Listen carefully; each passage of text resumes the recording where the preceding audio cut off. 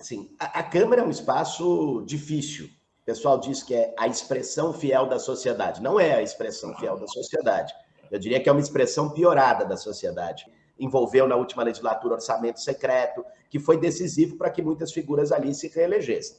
Tá? É um espaço em que a correlação de forças não é favorável para o campo de esquerda. Se a gente for botar na ponta do lápis, nós temos ali de esquerda, centro-esquerda, 125, 130 deputados no máximo, de 513.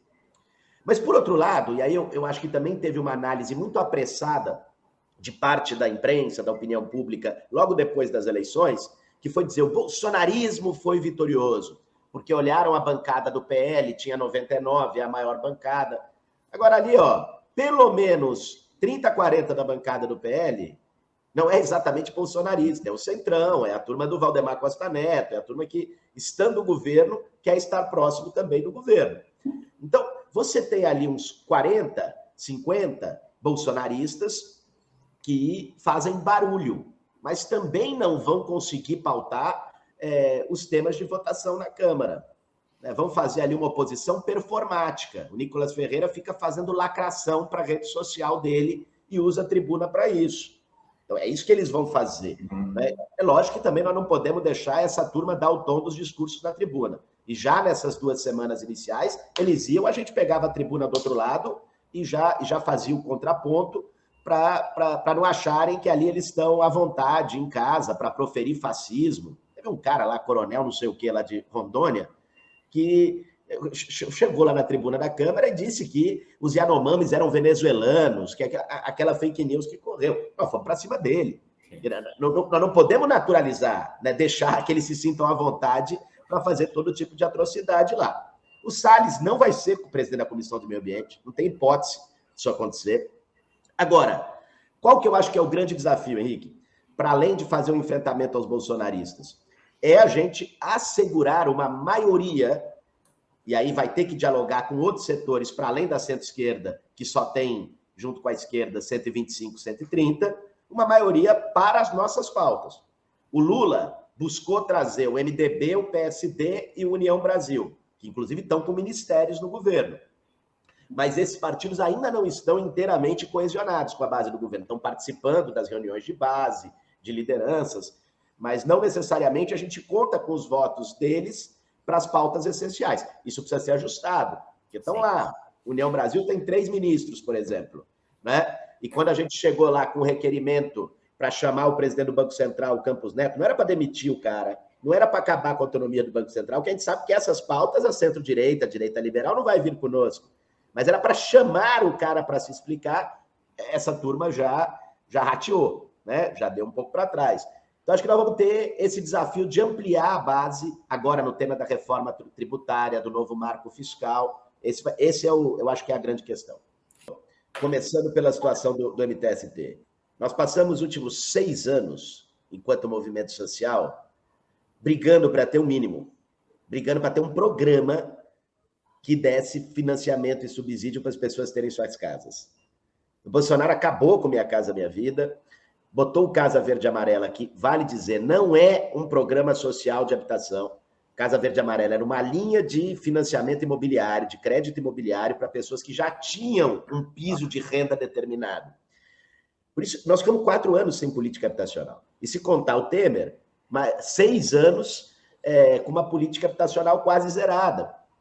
Então, para o movimento foi muito duro, foi quase que atravessar um deserto, não só para o MTST, para todos os movimentos, associações que lutam por moradia popular no país.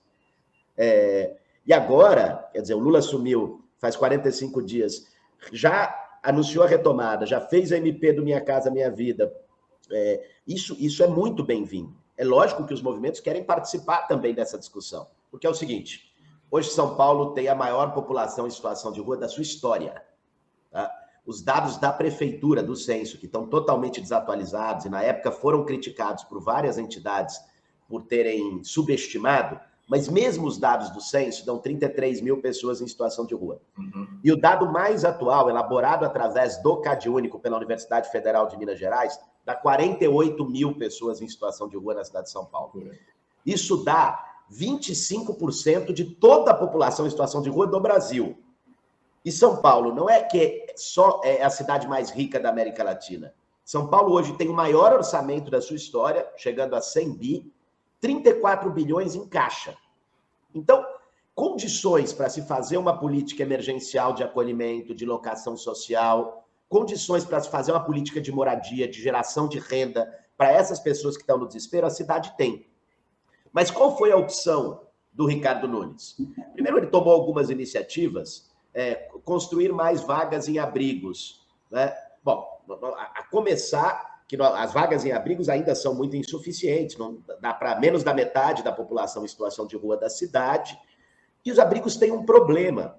Isso o padre Júlio Lancelotti tem ressaltado e denunciado há muito tempo.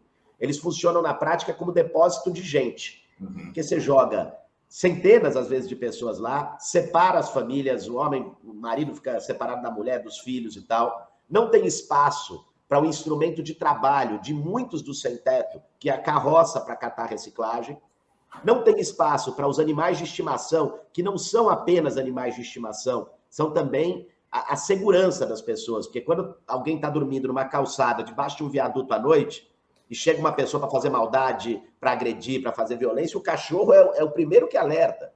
Então, como os abrigos não dão essa condição, muitas pessoas nem vão por conta disso. Agora, para além disso, a opção do Ricardo Nunes foi iniciar uma operação de retirada das barracas das pessoas que estão na rua.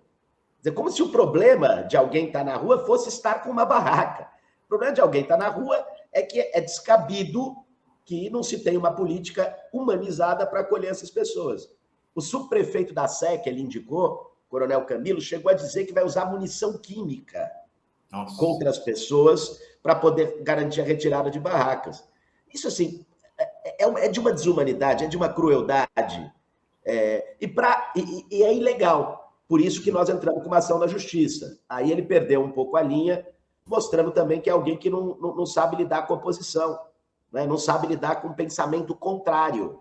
Ricardo Nunes é um prefeito que não tem o tamanho da cidade de São Paulo, não está à altura da cidade de São Paulo, e foi para cima. Eu juntei com o padre Júlio, juntei com lideranças do Movimento Nacional da População em Situação de Rua, fizemos uma ação judicial, entramos na justiça, estamos esperando o resultado, porque a retirada de barracas contraria uma lei federal, que é a Política Nacional para a População em Situação de Rua, e um decreto municipal da própria Prefeitura de São Paulo, que proíbe a retirada de pertences pessoais da população em situação de rua. Então é isso que está acontecendo em São Paulo, por isso que eu fiz esse discurso na Câmara, por isso que nós acionamos judicialmente o Ricardo Nunes.